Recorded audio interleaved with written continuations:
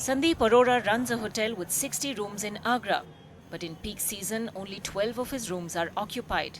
He blames the cash shortage. आने वाला season है उसमें निश्चित रूप से भी प्रभाव पड़ेगा क्योंकि अगले साल की जो आइटनरी है वो अभी से डिजाइन होना शुरू हो गई. This is how tourist footfall was affected post 8 November.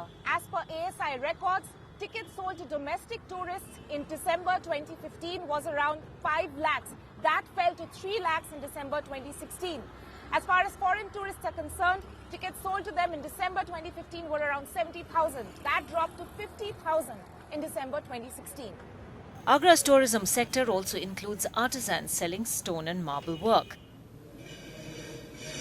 The handicrafts industry employs 30,000 artisans, such as 62-year-old Mohammad Hanif, who always used to earn wages in cash.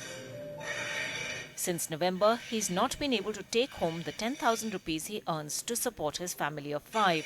The handicrafts industry, which has an annual turnover of 500 crore rupees, saw a drop of 25% in sales. नोटबंदी के चक्कर में जो है वो cash मिल नहीं पाया, कुछ हुआ नहीं, हम घर पे बैठ गए, हम महीने डेढ़ महीने घर पे बैठे रहे. Most of the workers employed in the handicrafts and leather industry belong to either the Dalit or Muslim community, usually believed to be BSP supporters. But the traders, usually a strong BJP support base, say they are adjusting to the challenges. Businessman Pooran Dawar, who runs 2 shoe manufacturing factories in Agra, has not only opened bank accounts for his workers, but also brought ATMs to them. You set up 2 ATMs also. Yeah, we set up the 2 ATMs. Initial problems were there. Now the bank accounts are open. We have absolutely no issue. The trading and business community in Agra helped elect a BJP MP in 2014.